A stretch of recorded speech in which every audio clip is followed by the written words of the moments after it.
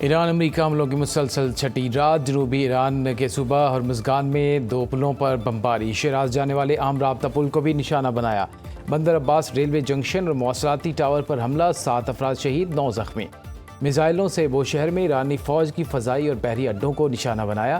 حمیدیہ، قشم، اہواز، بندر خمیر، کہورستان میں دھماکے سنے گئے۔ ایران شہر ایئرپورٹ پر لڑاکا طیاروں کا حملہ، امریکی سینٹرل کمانڈ کا حملوں کے 5ویں مرحلے کا اعلان۔ بیان میں کہا، ایرانی جزیرے قشم، بندر عباس اور چابہار کو نشانہ بنایا۔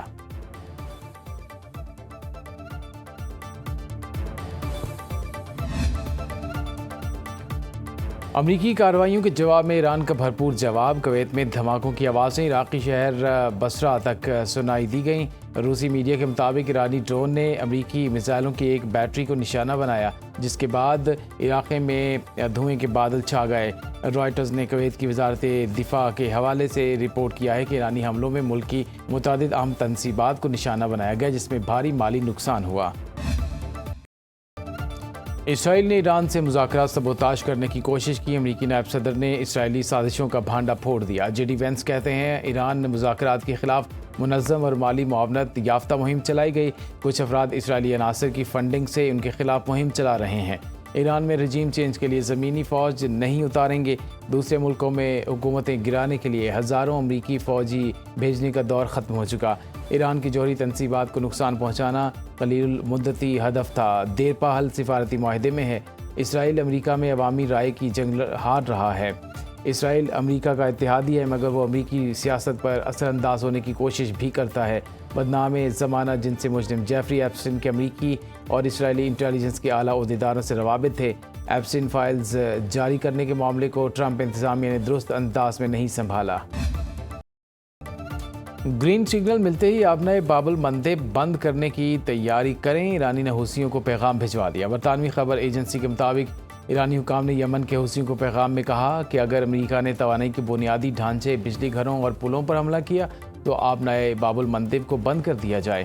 خبر ایجنسی کے مطابق حوثیوں نے باب المندب کے قریب میزائل اور ڈرون نصب کر دیے ہیں، صرف حملے کے حکم کے منتظر ہیں۔ باب المندب بند کرنے کے فیصلے کی نگرانی یمن میں موجود ایرانی پاسداران انقلاب کے نمائندے کریں گے۔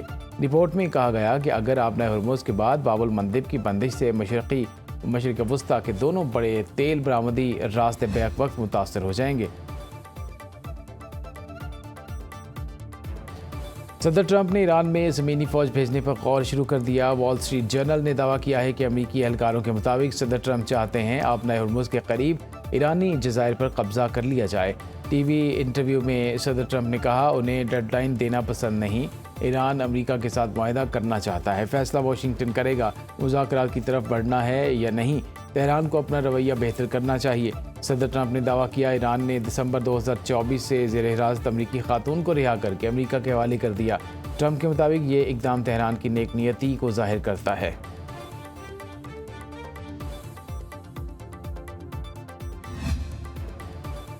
ایرانی قیادت میں اختلافات ہیں، بعض رہنما امریکہ سے معاہدہ چاہتے ہیں۔ ترجمان وائٹ ہاؤس کیرولائن لیوٹ کا دعویٰ، امریکہ کو بریفنگ دیتے ہوئے کہا، ایران امریکہ سے مسلسل رابطے میں ہے اور معاہدہ چاہتا ہے۔ شدید نقصانات کے باعث ایران معاہدے پر آمادہ ہے۔ ایران کو جہازوں پر حملوں کی قیمت چکانا ہوگی۔ امریکی فوج کبھی شہریوں یا بچوں کو نشانہ نہیں بناتی۔ ایران خواتین، بچوں اور بے گناہ افراد کے قتل کے لیے بدنام ہے۔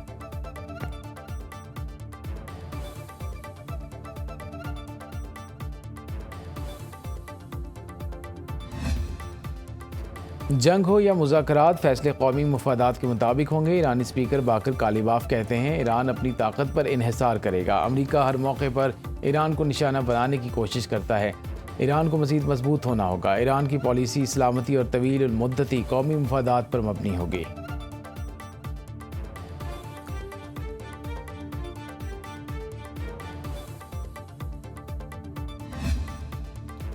امریکی ایوان نمائندگان نے اسرائیلی فوجی امداد روکنے کی تجویز مسترد کر دی۔ ترمیمی تجویز کے حق میں 104 اور مخالفت میں 314 ووٹ پڑے۔ تجویز میں اسرائیل کے لیے $3.3 ارب کی فوجی امداد روکنے کی کوشش کی گئی۔ اقدام کو ایوان کے 212 ڈیموکریٹ ارکان میں سے 103 کی حمایت حاصل ہوئی۔ امریکی محکمہ خارجہ نے سعودی عرب کو جدید اسلحہ فروخت کرنے کی منظوری دے دی۔ ہدف کو درست نشانہ بنانے والا جدید اسلحہ سسٹم اور متعلقہ ساز و سامان شامل اسلحے اور متعلقہ ساز و سامان کی مالیت کا تخمینہ 1.96 ارب ڈالرز ہے۔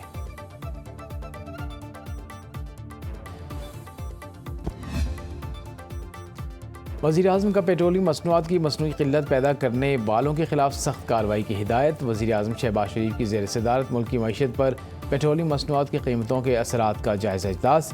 شہباز شریف نے کہا ملک کی ضرورت کے مطابق پیٹرولیم مصنوعات کے وافر ذخائر موجود ہیں، کشیدگی بڑھنے سے معیشت متاثر ہونے کا خدشہ ہے۔ صوبائی حکومتوں سے مل کر پیٹرولیم مصنوعات کی مصنوعی قلت پیدا کرنے والوں کے خلاف سخت کارروائی کی جائے۔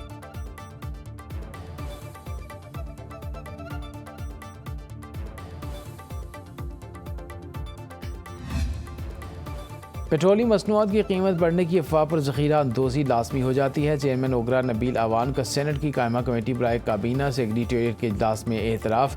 بریفنگ دیے ہوئے بتایا کہ آئل مارکیٹنگ کمپنیوں نے 35 دنوں کا سٹاک خرید کر غائب کیا ہوا ہے۔ قیمتیں بڑھنے کے دنوں میں ٹینکرز کو باقاعدہ ہدایت کی جاتی ہے کہ موٹر وے کی حدود سے باہر جا کر کھڑے ہو جائیں۔ سینیٹر سلیم مانڈوی والا نے پوچھا حکومت ایران سے تیل کیوں نہیں خرید رہی؟ سیکریٹری اسٹیبلشمنٹ ڈویژن نے بتایا کہ ایران پر پھر پابندیاں لگ گئی ہیں۔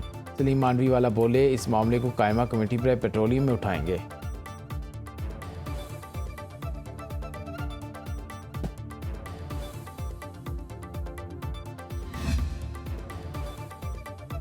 ملک میں پیٹرول کا صرف 15 روز کا سٹاک باقی رہ گیا۔ کچھ علاقوں میں پیٹرولیم مصنوعات کی قلت کا خدشہ۔ آئل کمپنیز ایڈوائزری کونسل کا وفاقی وزیر توانائی علی پرویز ملک سے 66 ارب روپے کی فوری ادائیگی کا مطالبہ۔ پیٹرولیم مصنوعات کی درآمد کے لیے پرائس ڈیفرینشیل کلیمز کی فوری ادائیگی کے لیے خط لکھا۔ فوری اقدامات نہ کیے گئے تو کچھ علاقوں میں پیٹرولیم مصنوعات کی قلت ہو سکتی ہے۔ اس وقت صرف 370 KT پیٹرول کا سٹاک دستیاب ہے۔ کسٹم کلیئرنس میں رکاوٹوں کے باعث درآمد شدہ پیٹرول مارکیٹ تک پہنچانے میں تاخیر کا سامنا ہے۔ پیٹرول سے لدا بحری جہاز MT بولان پورٹ پر لنگر انداز ہے۔ کلیئرنس نہ ہونے سے سپلائی متاثر ہونے کا خدشہ ہے۔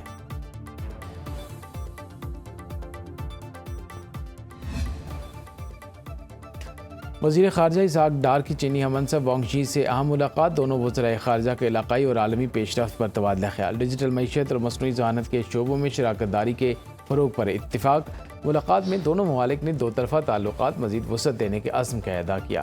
ترجمان دفتر خارجہ کے مطابق Pakistan world artificial intelligence cooperation organization کا بانی رکن بن گیا۔ اسحاق ڈار نے شنگھائی میں معاہدے پر دستخط کر دیے۔ پاکستان نے مصنوعی ذہانت میں گلوبل ساؤتھ کے موقف کی بھرپور حمایت کا اعلان کیا۔